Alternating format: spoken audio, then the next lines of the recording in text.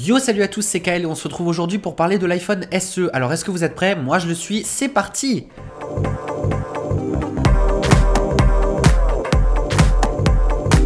Comme indiqué dans le titre de cette vidéo, aujourd'hui on va parler de l'iPhone SE. Alors l'iPhone SE, qu'est-ce que c'est? Eh bien c'est tout simplement le nouveau smartphone 4 pouces d'Apple. Pendant la keynote, Apple a présenté cet iPhone SE comme le petit frère de l'iPhone 6S, puisqu'ils ont en effet exactement les mêmes performances. Il embarque le processeur A9 et le coprocesseur M9, soit exactement le même matériel que pour l'iPhone 6S. Ils ont tous deux 2 Go de RAM et ont tous deux la même puce graphique. En définitive, si on parle de performance brute, l'iPhone SE est même un petit peu plus performant que l'iPhone 6S, puisque sur un écran de 4 pouces, il y a moins de choses à afficher que sur un écran de 5,5 pouces ou de 4,7 pouces. L'appareil photo arrière de cet iPhone SE est de 12 mégapixels, tandis que l'appareil photo avant malheureusement n'est que de 5 mégapixels, ce qui est un petit peu moins que l'iPhone 6S. Une chose assez cool, la fonction d'eSiri reste toujours à l'écoute, donc vous n'avez pas besoin de brancher votre appareil pour que d'eSiri fonctionne, ce qui veut dire que vous allez pouvoir interpeller Siri sans avoir à toucher l'écran, et idem, il est possible de prendre des live photos avec l'appareil photo directement, ainsi que de filmer des images en qualité 4K. La seule chose qui manque à ce téléphone par rapport à l'iPhone 6S, c'est simplement la fonctionnalité 3D Touch qui permet de rendre l'écran sensible à la pression. Alors du coup, je sais pas vraiment pourquoi cette fonction manque à cet iPhone,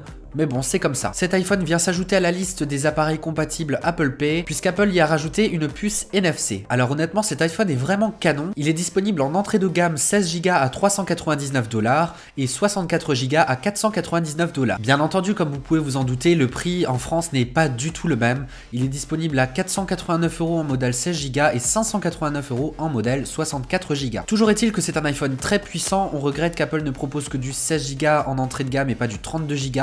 Mais en moins, Apple a fait l'effort justement de ne pas proposer du 8 Go en entrée de gamme, ce qui est absolument aberrant. Vous pourrez le commander le 24 mars en 4 coloris différents, or rose, argent et gris sidéral, et vous pourrez vous le faire livrer directement le 31 mars ou bien le chercher en Apple Store directement le 31 mars. Je trouve que l'idée de ce téléphone en version 4 pouces est vraiment plutôt pas mal. Je connais beaucoup de gens qui ne sont pas encore passés sur un format d'écran un petit peu plus grand et qui n'ont peut-être pas envie de passer justement à ce type de taille d'écran. Alors bien entendu, quand on a goûté à un écran 4,7 ou 5,5 pouces, ça va être très difficile de retourner à du 4 pouces. Je pense que ce public-là n'est absolument pas visé. Mis à part le design qui n'a absolument pas changé par rapport à l'iPhone 5S, je trouve que ce téléphone est une très bonne surprise. Donc si vous souhaitez un téléphone plus petit, plus compact, je vous conseille très clairement de foncer pour cet iPhone SE. Voilà, n'hésitez surtout pas à me dire ce que vous en avez pensé justement de cet iPhone SE. Si vous avez aimé la vidéo, n'hésitez surtout pas à mettre un petit pouce bleu, ça m'encouragera, et aussi vous abonner à ma chaîne. Ce que je vous propose, c'est qu'on se retrouve dès demain à 7 h du matin pour parler de l'iPad Pro 9,7 pouces. En attendant, je vous fais de très gros bisous. Merci de suivre cette petite semaine spéciale keynote. Passez une très bonne journée, très bonne soirée ou que sais-je. En tout cas, prenez soin de vous. Je vous fais de gros bisous et je vous dis à demain. Bise.